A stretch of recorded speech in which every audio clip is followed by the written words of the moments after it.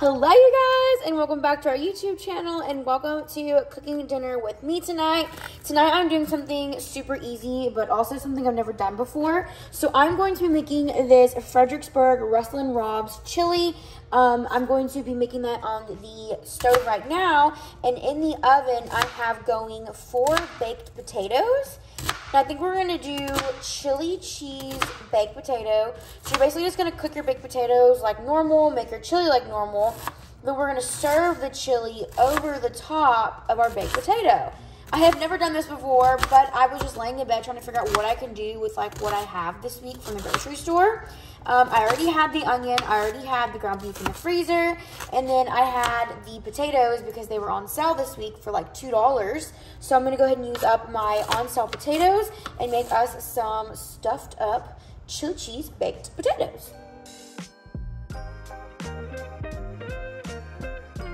In my super cute pink Dutch oven, I'm going to put in my chopped up onion. I am going to add in a little bit of olive oil just to help it cook up, and then we're going to season it up. For my seasoning lineup, I'm going to do some Cajun seasoning, some Greek seasoning, some cayenne pepper, some garlic, and some onion powder. And then I did do the oil in the bottom of the pan. I don't want to put too much oil because the beef will have some oil to it. So we're just going to go ahead and get these onions softened up, and then we're going to add in our I definitely season with my heart, so I did all of those seasonings. We're just going to mix that all around. It smells absolutely amazing. I've never really cooked with cayenne pepper, but I watch a lot of cooking videos on TikTok, and a lot of people use cayenne pepper, so I was like, you know what? For this chili, let's go ahead and use some cayenne pepper. And I don't know if it makes it really spicy, but I'm excited to figure it out myself. I buy the larger tubes of ground beef whenever it goes on sale. So this is one of the little pieces of the tube that I chopped up and made into a serving for me and Gabe. So I'm gonna go ahead and get this ground down and beefed up. It's kind of sticking to the bottom. I'm gonna add a little bit of this chicken broth into the bottom of the pan to kind of get those crispy bits and not have the bottom of our pan burn, just to help out with the cooking process. Just gonna go and scrape all that up. So now that our ground beef is all cooked down, I'm gonna do half of this just because I don't even have a full pound of ground beef, and I believe this calls for 2 pounds, maybe even, oh, I just made a mess, maybe even a full. So I'm gonna go ahead and mix in the seasonings. My ground beef isn't all the way cooked, but that's okay. I'm still gonna keep chopping it up until all the pink is gone. Add in the chicken broth, the whole thing of this chicken broth in. This is a chicken broth, fat-free one. These were what was on sale this week, so it's just what I picked out. And yes, my beef isn't all the way cooked, but it's going to boil, so it's going to be okay. Usually I would like to do a can of like diced up tomatoes, but I don't have any, so I'm just gonna do this can of tomato sauce.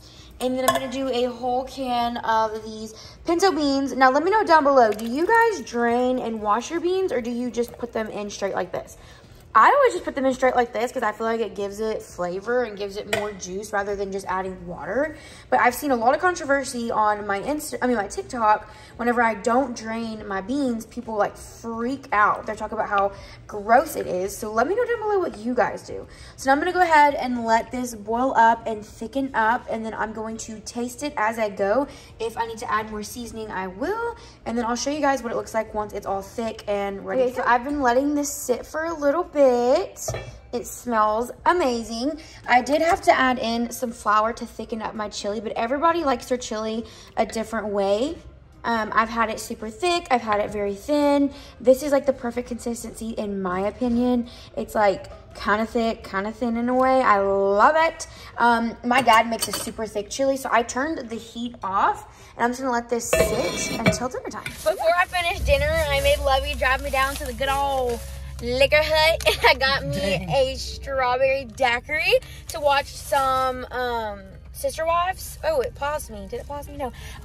So yeah, I got me some of them. I love them. Okay, so I went ahead and made this chopped Caesar salad kit that I got from Kroger, and then we came home and the chili's done, but the baked potatoes were not. So I'm warming up a baked potato in the microwave for Gabe right now with a wet paper towel on it to see if we can get it cooking up.